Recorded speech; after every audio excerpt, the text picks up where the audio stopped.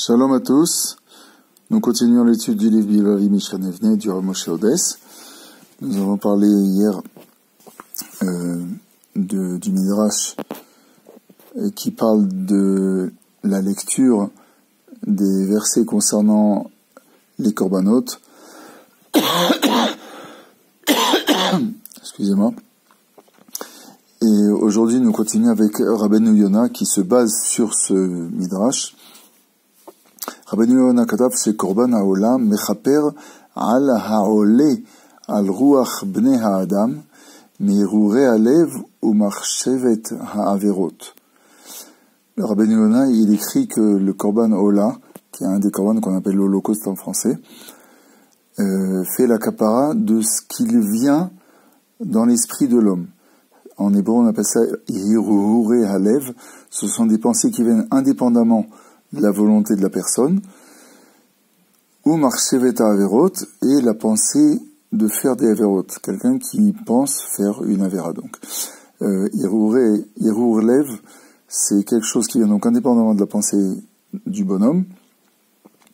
Ce n'est pas une avera en soi, ça devient une avera à partir du moment où il ne chasse pas cette mauvaise pensée, comme on dit. Et le texte du Rabbeinu Yonah, c'est comme ça. Ve'ata, ki en lanu korbanot, ba'avonotenu, ba'avonot avotenu. Et maintenant que nous n'avons pas la possibilité de faire des korbanot, ba'avonotenu, à cause de nos fautes et à cause des fautes de nos pères, im chatab, qui donc ont entraîné la destruction du temple, sous-entendu, im chatab be'irurei alev, o she'avar al mitzvah taseh, yikra parashat haolah, si quelqu'un a fait une faute en ayant donc une pensée, je dirais tout le temps hirur alev, parce que c'est difficile de traduire en français comme il faut, ou bien qu'il a fait une mitzvah tassé, qu'il a transgressé une mitzvah tassé, il lira la section concernant le korban ola, le sacrifice de l'Holocauste, qui se trouve dans la parashat Vayikra, dans la parashat Tzav, qui mikra parashat ha-korban yelanu bimkom akravat ha-korban, ben shenikra bichtav, ou ben shenikra be'alpe, parce que la lecture de la parasha, de la section concernant ce korban, ça correspond ça équivaut au fait de faire ce korban-là, qu'on lise ce texte par cœur, ou bien qu'on le lise à partir du texte. Dvarav shel Rabbeinu Yonah, המבוססים על המדרש דלעיל, מתייחסים למעלת הקריאה בפרשת הקורבן כתחליף להקרבתו. Les paroles du Rabbeinu Yonah, qui sont donc basées sur le midrash qu'on a lu hier et avant-hier, se rapportent à l'importance de la lecture du texte concernant le korban, des psukim concernant le korban, comme remplacement du même korban. Ulam, adain lo shamanu al kiyuma shel ma'ala miyuchedet belimud aparashiyot halalu u be'isuk bahen, mais vers les kriya greda.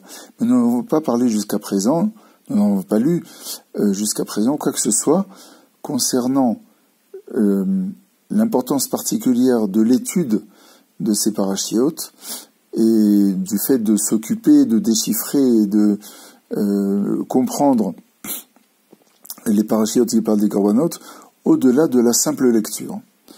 Ainsi qu'il y a une note là, qu'on va dire, Ach mi beur me amarsha, dans Masechet Ta'anit, ole, ki tshuvat Hashem le Avraham haïta, al pi ha-midrash, sheyilmedu et seder ha-korbanot, velo yistapku bekriyato bilvad. Si on regarde bien ce que le Maharsha dit sur ce midrash, donc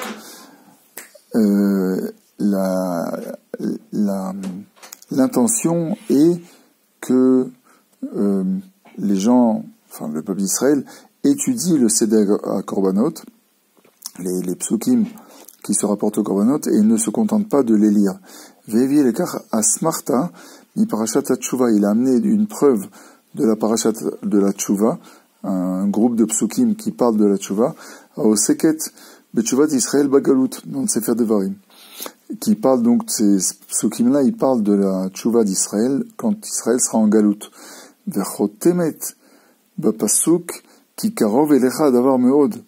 Et la fin de cette section-là, spécifie Ki karov elecha davar meod, c'est-à-dire, cette chose-là est proche de toi. Beficha ubilocha la soto. C'est dans ta bouche et dans ton cœur pour le faire. Il est facile pour toi de le faire. Vedie kamarsha le fipshuto. Havalé les mirtav, d'après le texte lui-même, il aurait dû écrire Beficha uvilvalcha ou Be'asiyatra. Le pasuk dit La Soto, pourtant, comme il y a écrit Beficha uvilvalcha ou Be'asiyatra, dans ton action aussi. Aval linyan kol parasha aïr begalut. Tous ces psukim-là, ils parlent d'Israël quand ils seront dans la galoute. Il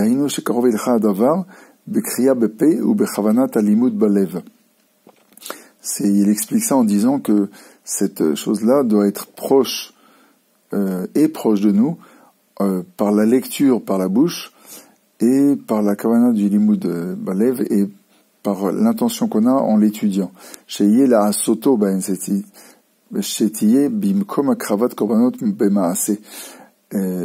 Sheyeh la soto, c'est-à-dire que ça remplace l'acte, la soto. Sinon, il y aurait écrit Ba'asiyatra en le faisant. Or, il s'agit d'une période où on ne peut pas le faire puisqu'il n'y a pas le Beth Amikdash. Donc la sotos, pour exprimer que le fait qu'on l'étudie remplace l'action elle-même. Amarsha chatam et biuro bedrasha nosefet beruarzo. Le Marsha, il continue son explication, il clôt son explication avec une petite dracha supplémentaire, Ve'alpi adrash de Acha, et d'après ce drash-là, Yitpareh Shakatuv dans les Teilim, on comprendra mieux le texte des Teilim, Lulei Toratra Sha'ashuai, Shani Lomed Vekore Ba Beseder Korbanot. S'il n'y avait pas ta Torah pour m'agrémenter, et le Marsha continue en disant Shani Lomed Vekoriba Beseda Korbanot, cette Torah-là que je lis et que j'apprends et que j'étudie dans le Seder Korbanot, Az Avadeti Be'oni Dainu Bagalut. À ce moment-là, j'aurais été perdu dans la pauvreté, c'est-à-dire dans la galoute. Ki lo ayali kiyum bagalut lule akriya baem. Parce que je n'aurais pas eu de subsistance, j'aurais cessé d'exister si je n'avais pas eu la possibilité de les lire. De lire ce texte-là, donc, sur les Korbanot. Voilà, c'est tout pour ce soir. On continuera Be'ezrat Hashem la prochaine fois.